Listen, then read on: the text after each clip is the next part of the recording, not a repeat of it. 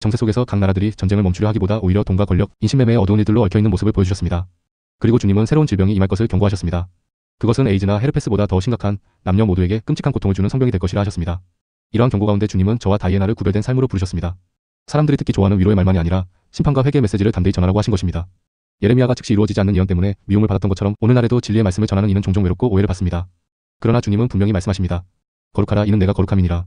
지금은 타협과 이중적인 삶을 버리고 세상과 구별된 거룩한 삶을 회복해야 할 때입니다. 겉모습과 행실, 우리의 모든 삶 속에서 주님의 거룩이 드러나야 한다는 것이 오늘 주님이 우리에게 주시는 경고입니다. 주님은 우리를 신부로 부르셨습니다. 하지만 많은 이들이 마치 결혼한 사람이 다른 여인을 바라보듯 겉으로는 주님을 사랑한다고 고백하면서도 마음은 세상에 빼앗겨 있습니다. 주님은 지금 우리에게 전적으로 헌신하라, 나만 바라보라고 말씀하십니다. 절반은 하나님, 절반은 세상에 발을 담그는 삶은 주님 앞에서 결국 드러나고 마는 배반의 마음입니다. 주님은 우리가 완전히 올인된 삶을 살기를 원하십니다. 치유와 회복, 축복은 그분께서 우리보다 더 간절히 원하시는 일입니다. 그러나 세상과 타협하면서 하나님의 은혜만 기대할 수는 없습니다. 그래서 주님은 좁은 길을 걸으라고 말씀하십니다. 좁은 길을 찾는 자가 적다는 말씀은 우리에게 불편하게 들릴 수 있지만 분명히 완전히 헌신한 소수만이 그 길을 발견한다는 경고입니다. 그렇게 주님은 지금 이 시간에도 우리에게 결단을 촉구하십니다. 오늘이 바로 결정의 날이다. 저는 그래서 언제나 영상의 끝마다 회개의 기회, 구원의 초청을 드리고 싶습니다. 주님께 전적으로 헌신하며 오직 예수님만 바라보는 신부로 서시기를 바랍니다. 주님은 미국 대통령과 그 가정을 위해서도 기도하라고 하십니다. 그가 유혹에 빠지지 않고 주님의 뜻 안에 서기를, 또 그의 자녀들과 손주들까지 하나님의 보호의 울타리가 세워지기를 간구해야 합니다. 하나님은 각 사람을 향한 계획을 갖고 계시며 지금은 끝이 아니라 위대한 초소의 시작임을 다시 확인시켜 주십니다. 앞으로 큰 경제적 흔들림이 올지라도 주님은 항상 자기 백성을 공급하실 것입니다. 제가 본 환상 속에서 사람들이 빈 냄비 앞에서 함께 모여 기도했을 때 순간적으로 음식이 가득 채워지고 뜨거운 김이 올라왔습니다. 하나님께서 초자연적으로 먹을 것을 공급하신 것입니다. 성경에 기록된 대로 의인이 버림을 당하거나 그의 자손이 거식함을 보지 못했다는 말씀이 그대로 이루어진 장면이었습니다. 그러므로 우리는 세상의 경제 위기에 휩쓸리지 않고 하나님 나라의 공급을 믿음으로 바라봐야 합니다. 작은 일에 충성할 때 하나님은 반드시 더 큰 일을 맡기시고 필요한 모든 것을 채워주실 것입니다.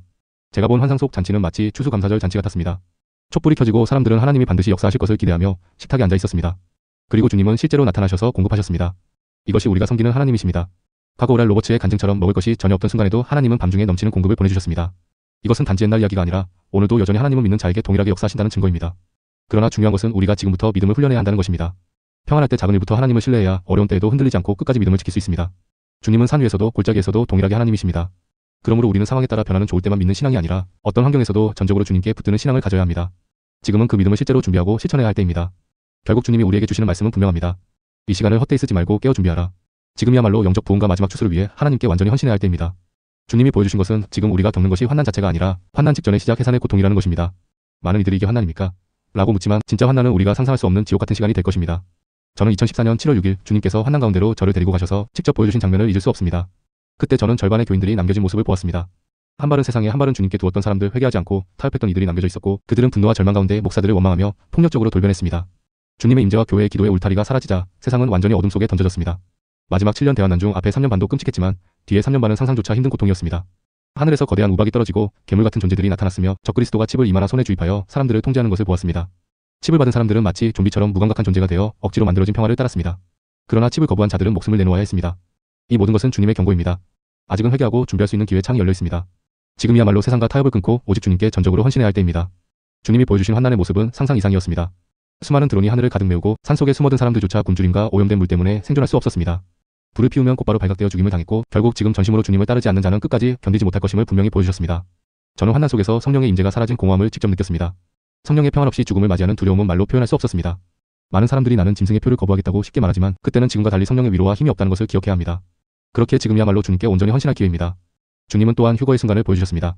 순식간에 하늘로 끌어올려지는 성도들과 함께 15세 이하의 모든 아이들이 다 주님 품에 안기는 장면이었습니다. 남겨진 부모들은 아이들을 찾아 울부짖었고 세상은 순식간에 혼란에 빠졌습니다. 그때야 비로소 많은 이들이 자신이 뒤에 남겨졌음을 깨닫고 분노와 절망에 사로잡혔습니다. 이 모든 경고는 결국 우리에게 주신 자비의 시간입니다. 주님은 아직도 길 잃은 한 영혼을 찾으시며 마지막 순간까지 회개의 기회를 주십니다. 지금이 바로 그분의 음성에 귀 기울이고 온전히 마음을 돌이켜야 할 때입니다. 들을 귀 있는 자는 성령이 교회들에게 하시는 말씀을 들을지어다. 지금 이 시간은 단순한 경고가 아니라 당신의 영혼을 향한 하나님의 초청입니다. 내가 정말 주님을 아는가? 혹은 단지 교회를 드나들며 이름만 믿는 그리스도인으로 살고 있는가? 오늘은 그 질문에 답하고 결단해야 할 날입니다. 성경은 한번 죽는 것은 사람에게 정해진 것이요 그 후에는 심판이 있다라고 말합니다. 주님은 이미 당신을 위해 십자가에서 공개적으로 죽으셨습니다. 그러므로 오늘 당신도 공개적으로 주님을 구주로 고백해야 합니다. 지금 마음이 뜨겁게 감동된다면 그것은 성령께서 직접 당신을 부르고 계신 증거입니다. 지금 이 순간 주님께 마음을 드리고 싶다면 이렇게 기도하십시오. 예수님, 저는 주님이 하나님의 아들이심을 믿습니다. 제 죄를 위해 십자가에 죽으시고 다시 살아나셨음을 믿습니다. 오늘 제 마음을 열고 주님을 제 구주로 모십니다. 저를 용서하시고 새롭게 하시고 영원한 생명을 주옵소서. 저는 오늘 주님께 제 삶을 온전히 드립니다.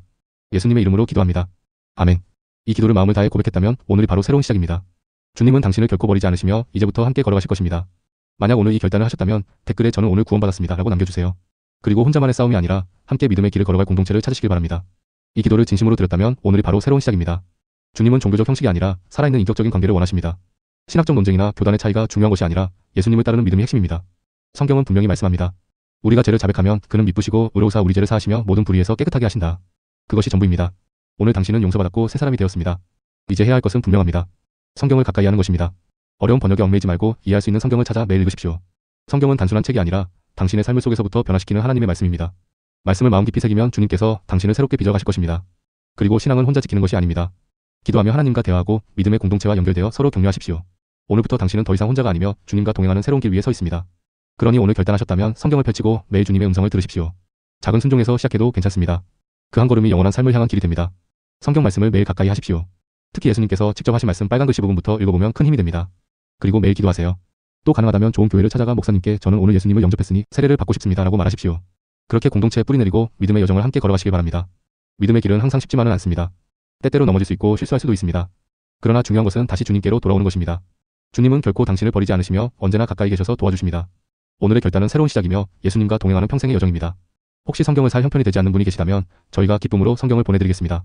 이메일 주소로 연락을 주시면 이해하기 쉬운 번역 성경을 준비해 보내드리겠습니다. 이것은 단순한 선물이 아니라 새로운 신앙의 여정을 위한 동반자이기 때문입니다.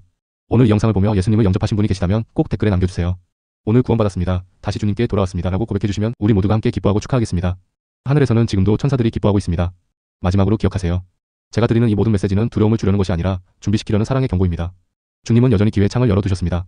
그러나 그 창은 영원히 열려있지 않습니다. 지금이 바로 준비할 때입니다.